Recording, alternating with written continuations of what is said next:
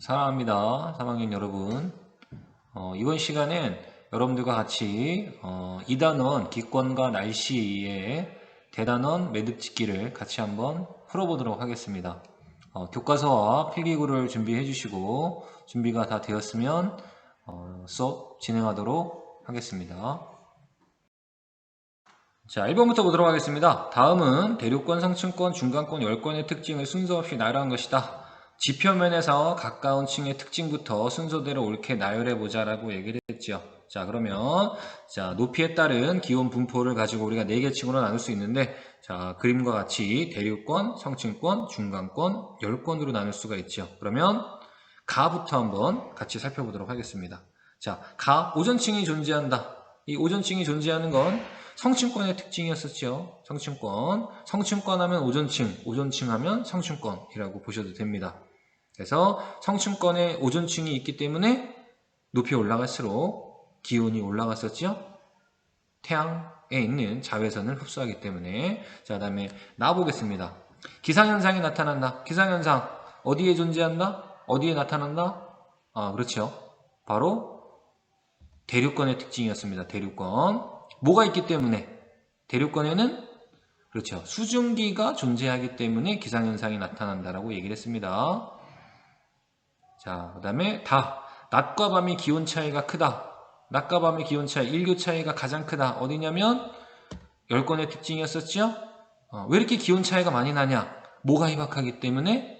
바로 그렇죠. 공기가 희박하기 때문에 10권에서 가장 큰 기온 차이가 난다라고 얘기를 했었습니다. 그 다음에 대류가 일어나지만 수증기가 거의 없어 기상현상은 나타나지 않는다. 대류가 일어나는 층은 2개가 있었습니다. 어디였냐면 대륙권과 중간권이었지요. 그런데 수증기가 거의 없어서 기상현상이 나타나지 않는 층은 어느 층이었냐? 바로 중간권이었습니다. 자, 그러면 지표면에서 가까운 층의 특징부터 순서대로 옳게 나열해보자 라고 얘기를 했으니까 정답은 자 대륙권, 성층권, 중간권 10권의 순서니까 다가 정답이 될 겁니다. 다음 문제 넘어갈게요. 자, 이번 문제입니다. 지구는 태양으로부터 끊임없이 에너지를 받고 있지만 연평균 기온이 거의 일정하게 유지가 된다. 그 까닭은 무엇인지 다음 단어를 모두 포함하여 써보자 라고 했네요. 주어진 단어는 복사평형, 태양 복사 에너지 양, 지구 복사 에너지 양입니다. 자, 우리가 이 문제를 풀기에 앞서서 이 물체가 흡수하는 복사 에너지와 방출하는 복사 에너지의 양과 온도와의 관계를 한번 살펴보도록 할게요. 자, 이 물체가 흡수하는 복사 에너지의 양과 방출하는 복사 에너지 양의 크기에 따라서 온도가 변합니다. 그래서 이 온도가 상승을 하기도 하고 온도가 하강을 하기도 하고 또는 온도가 일정하게 유지가 되기도 합니다. 그때 우리가 이 가장 중요하게 봐야 될 것은 바로 이 흡수하는 복사 에너지의 양과 방출하는 복사 에너지의 양이 같을 때, 즉 온도가 일정하게 유지가 될 때가 우리가 좀 살펴봐야 될 내용이죠. 이 상태를 무슨 상태라고 한다? 우리가 복사 평형 상태라고 얘기를 합니다. 지구도 이러한 복사 평형이 일어나고 있죠. 자, 무슨 얘기냐? 지금 이 그림을 보시면은요. 태양으로부터 오는 태양 복사 에너지를 100이라고 봤을 때 우리 지구가 흡수하는 태양 복사 에너지는 70입니다. 30은 바로 반사해서 나가죠. 그리고 태양의 복사 에너지를 흡수하는 양을 70이라고 보면 우리 지구가 방출하는 지구 복사 에너지의 양도 70 정도가 됩니다.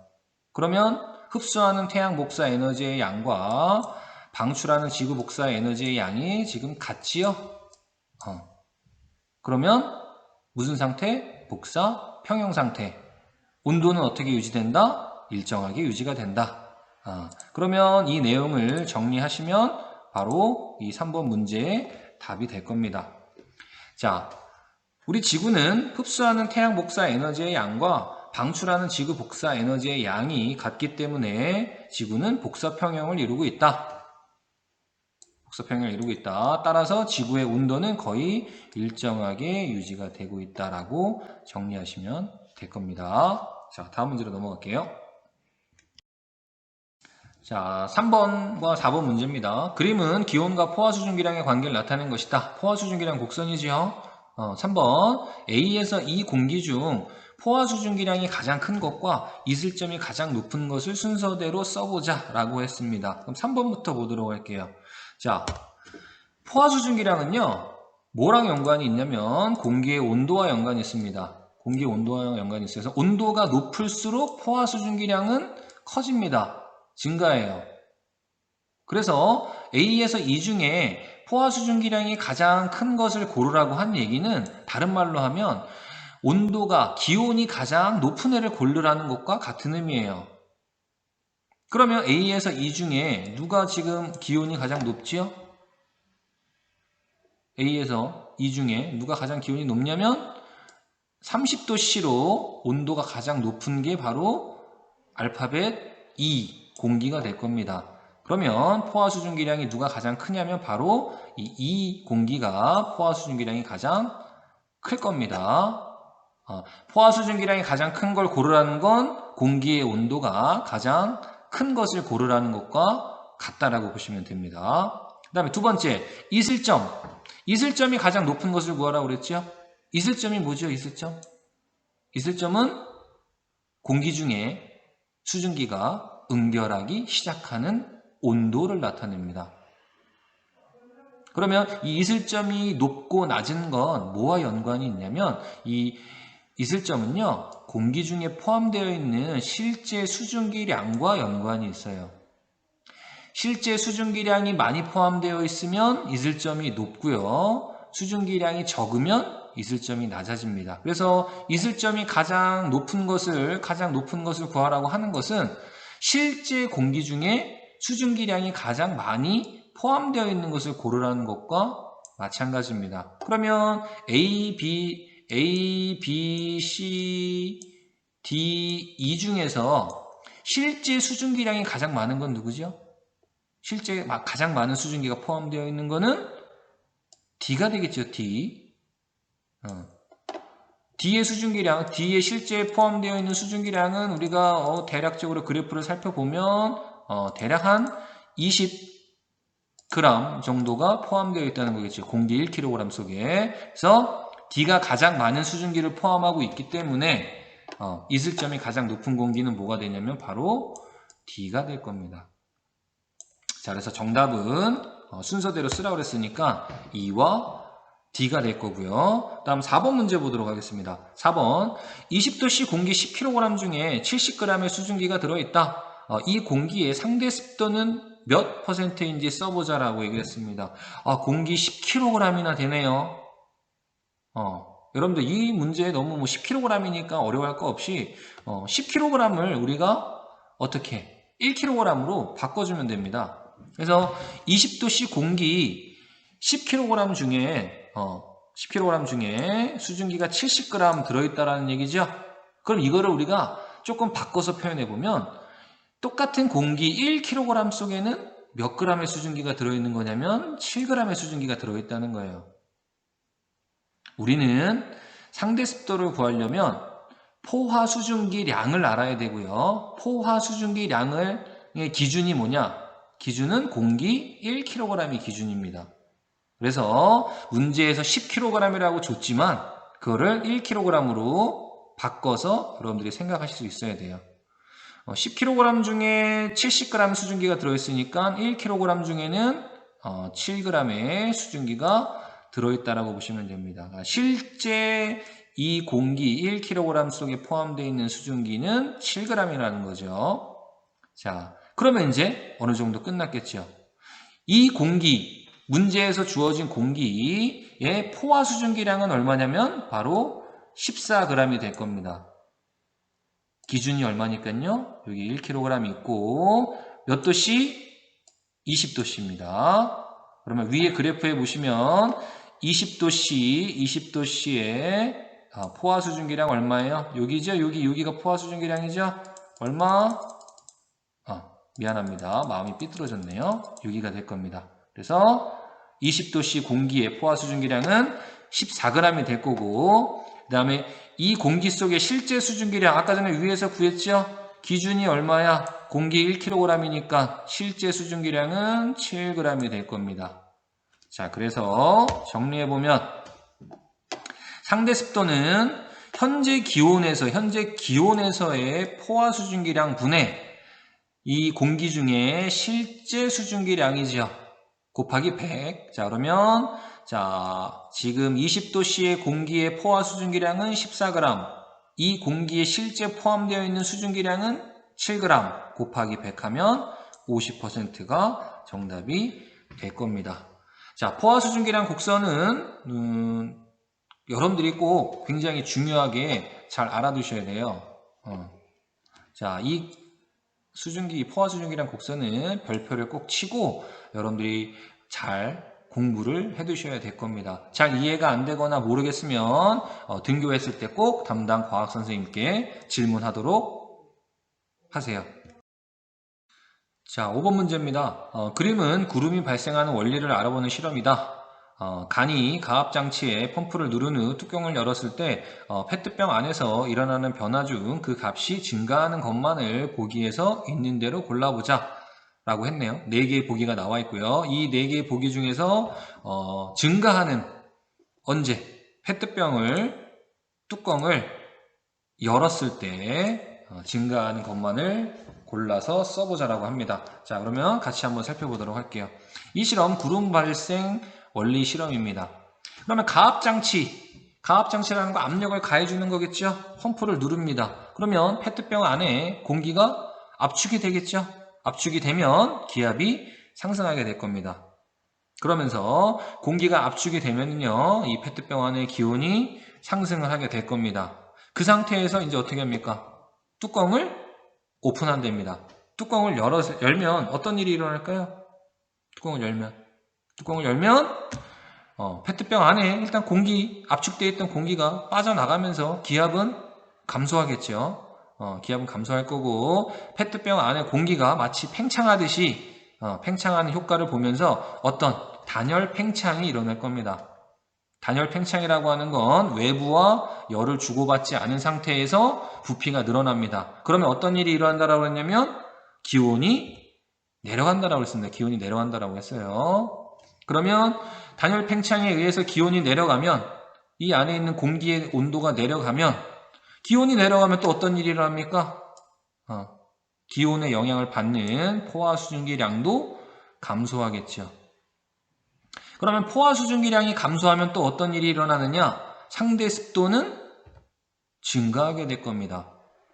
포화 수증기량과 상대 습도는 마치 약간 반비례하는 느낌이라고 보시면 돼요. 그러니까 포화 수증기량이 감소했으니까 상대 습도는 증가하게 될 겁니다. 자, 그러면 기억부터 보시면요. 기억. 자, 뚜껑을 열었을 때 기압은 어떻게 됩니까? 기압은 오른쪽 보시면 감소하죠. 그러니까 증가하지 않으니까 옳지 않은 걸 거고요. 증가하지 않은 거. 그 다음에 기온, 니은. 기온 어떻게 됩니까? 단열 팽창에 의해서 기온이 하강하죠. 그러니까 니은도 감소할 거고. 그 다음에 상대 습도 어떻게 됩니까? 상대 습도는 증가한다라고 그랬죠. 증가하는 거 고르라고 그랬으니까 상대 습도는 맞는 얘기가 될 거고. 상대 습도가 왜 증가한다? 누가 감소하기 때문에? 포화 수증기량이 감소하기 때문에 상대 습도가 증가한다라고 그랬죠. 그러니까 포화 수증기량은 어떻게 된다? 뚜껑을 열면 감소한다. 즉 증가하지 않는다. 이렇게 되겠죠. 그러면 정답은 뭐만 정답이 될 거냐? 바로 디귿만 정답이 될 겁니다. 넘어갈게요. 자, 다음 6번입니다. 그림은 우리나라에 영향을 주는 기단을 나타낸 것이다. 자, 기단의 발생 장소를 근거로 시베리아 기단의 성질을 설명해 보자 라고 하는 문제입니다. 자, 우리나라에 영향을 주는 대표적인 기단 4개가 나와 있죠. 자, 이 중에서 시베리아 기단의 성질을 설명해 보자라고 합니다. 그러면 우리가 먼저 기단에 대해서 한번 알아보도록 하겠습니다. 시베리아 기단의 성질을 설명하기에 앞서서 자, 기단이라고 하는 건 성질이 비슷한 큰 공기 덩어리를 얘기를 하죠. 그럼 이 기단의 성질은 어떻게 결정이 되냐 같이 한번 보도록 하겠습니다. 자, 먼저 이 기단이 고緯도에서 생성이 됐느냐 아니면 저緯도에서 생성이 됐느냐에 따라서 이 온도가 결정이 되죠. 기온이 결정이 됩니다. 그래서 우리나라보다 기온이 높은, 위도가 높은 고緯도 지방에서 생성이 되면 보통 그 기단은 차갑고요. 그 다음에 뭐 우리나라보다 보통 이제 저緯도 지방에서 이 기단이 형성이 되면 따뜻한 성질을 갖고 있을 겁니다. 그 다음에 이 기단이 대륙에서 생성이 됐느냐 또는 바다, 해양에서 생성이 됐느냐에 따라서 이 습한 정도가 좀 결정이 될 겁니다. 대륙은 이 기단이 충분한 수증기를 공급받지 못하기 때문에 상대적으로 좀 건조한 성질을 띠고 있고요. 바다에서 생성된 이 기단들은 굉장히 바다로부터 충분한 어떤 이 수증기를 흡수하기 때문에 약간 습한 성질을 띠고 있습니다. 자, 그러면 이제 우리가 시베리아 기단의 발생 장소를 한번 보도록 할게요. 여러분들 위에 나와 있는 그림처럼 시베리아 기단은 우리나라보다 고緯도에서 생성이 됐고요. 그리고 바다가 아닌, 해양이 아닌 대륙에서 발생이 된 기단입니다. 그러면 고緯도이기 때문에 이 시베리아 기단이 좀 차가운 성질을 띌 거고요. 그리고 대륙에서 생성이 됐기 때문에 이 시베리아 기단은 건조하게 될 겁니다. 그러면 시베리아 기단의 성질은 어떻다? 차고 건조한, 즉 한랭 건조한 성질을 띠게 될 겁니다. 자, 정리해 두도록 하세요.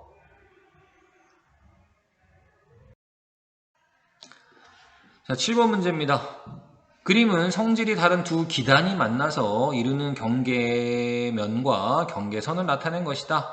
이에 관한 설명으로 옳은 것만을 보기 위해서 있는 대로 골라 써보자 라고 얘기를 했네요. 자, 그러면 여러분들이 일단 이 그림을 보고 이거는 지금 무슨 전선이구나, 또는 이 전선은 어떠한 특징을 갖고 있는구나 라는 거를 당연히 공부해 두셔서 알아두셔야 될 겁니다. 자, 그러면 일단 기억부터 보도록 할게요. 이 전선은 온난전선이다. 이 전선은 여러분들이 이 그림을 봤을 때 이 전선은 찬 기단이 따뜻한 기단을 파고드는 한랭전선이구나 라는 거를 아셔야 돼요. 그래서 여러분들이 이 그림은 좀 잘 봐두셔가지고 한랭전선이구나, 또는 요 아래 보시면 전선을 보시면 파란색 삼각형으로 나와 있죠. 표현되어 있죠. 무슨 전선? 한랭전선의 특징입니다. 그러니까 기억은 어떨까요? 기억은 틀렸죠.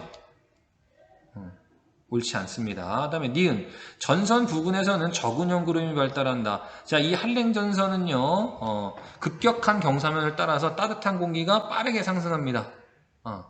빠르게 상승하죠.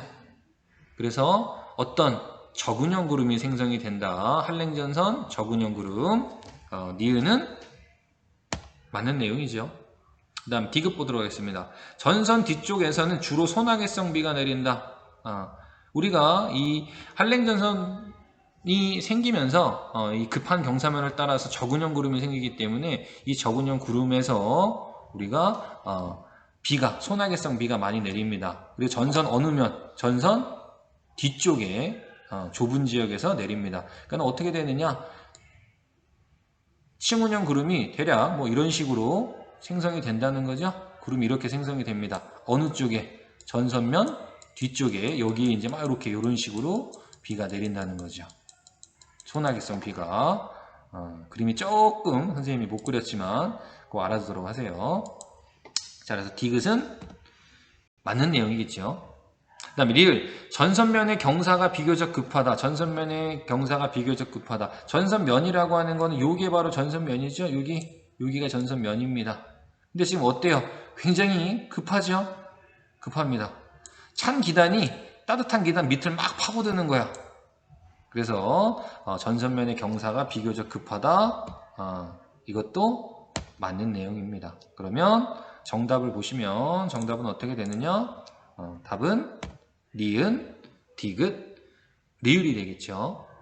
자, 그러면 이 한랭전선과 비교가 되는 온난전선을 잠깐만 좀 빠르게 볼게요. 자, 밑에 보시면 온난전선이죠. 온난전선 같은 경우는 따뜻한 기단이 찬 기단을 스무스하게 타고 올라갑니다. 그래서 전선면의 경사가 완만하다. 자, 전선면의 경사. 여기 전선면의 경사가 전선면의 경사. 요거 전선면의 경사죠? 요게 이제 완만한 거죠. 아까 전에 위에 있는 한랭전선보다. 그 다음에 전선의 앞쪽에 비가 내립니다. 전선의 앞쪽에 비가 여기 지금 앞쪽에 내리고 있죠? 전선이 여기 있죠? 여기 전선 여기 있습니다. 전선의 앞쪽에 비가 내립니다. 지속적인 비, 넓은 지역에 걸쳐서. 여기 지금 구름이, 층운형 구름이 굉장히 넓게 펼쳐져 있죠? 그 다음에 3번, 세 번째, 완만한 경사면을 따라서 층운형, 넓게 퍼져 있는 층운형 구름이 발생한다.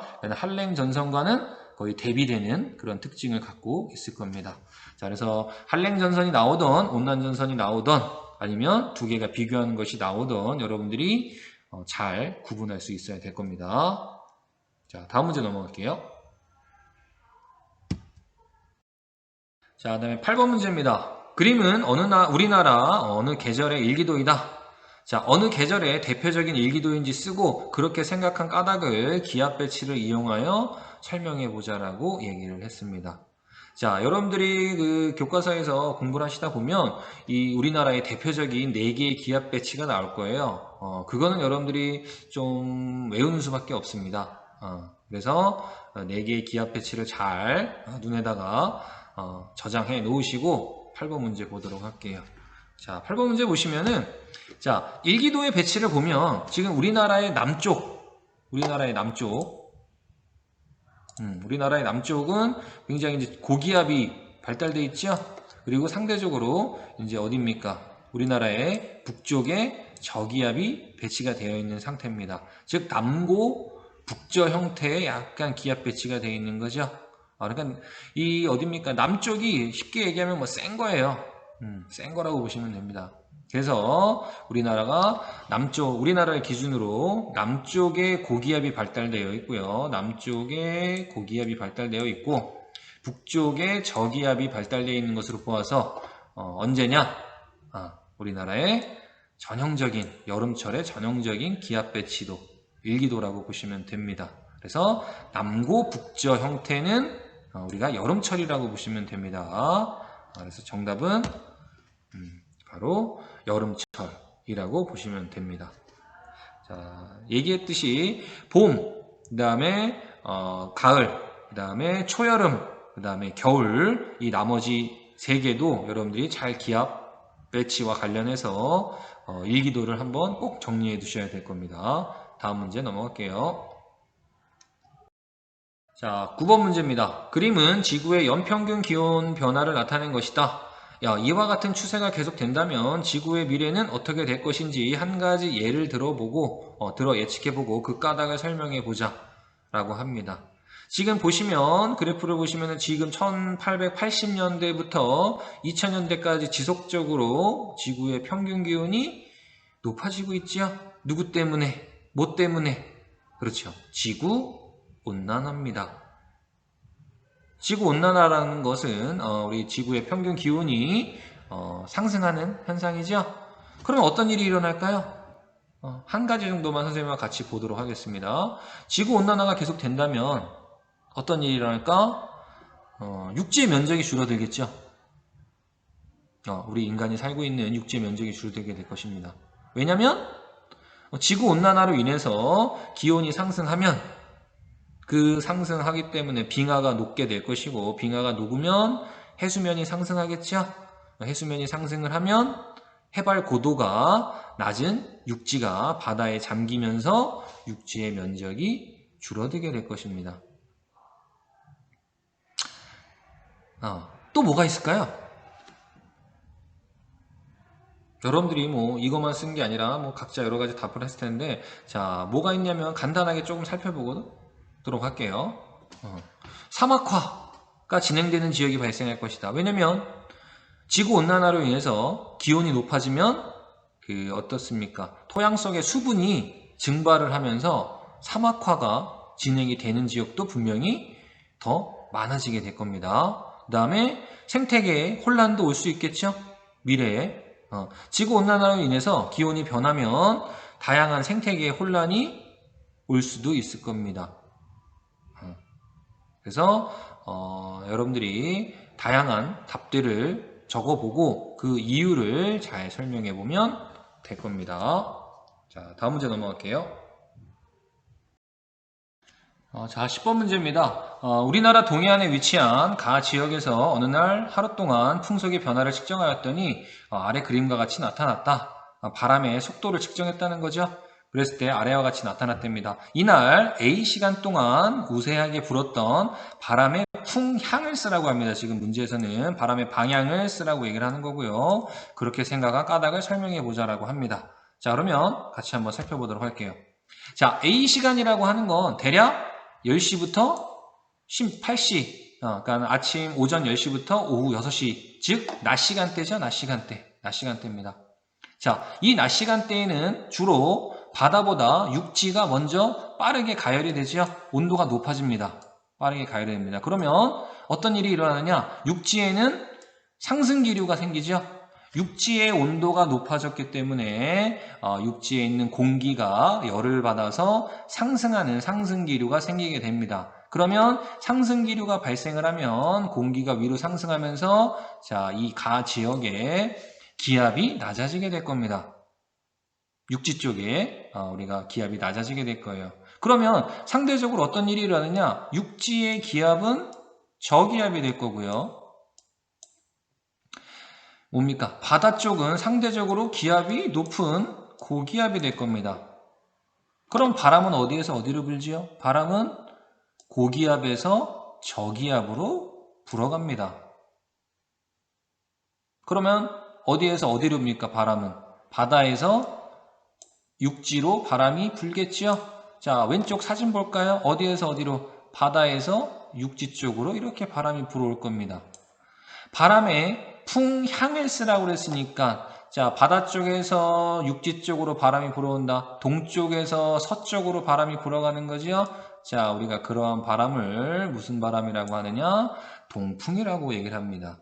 자, 그래서 정답은 동풍, 즉 동쪽에서 불어오는 바람이 되겠죠. 자, 그래서 위 내용을 정리하시면 되고, 그럼 추가 질문으로 자, 왜 낮에는 육지가 바다보다 먼저 가열될까?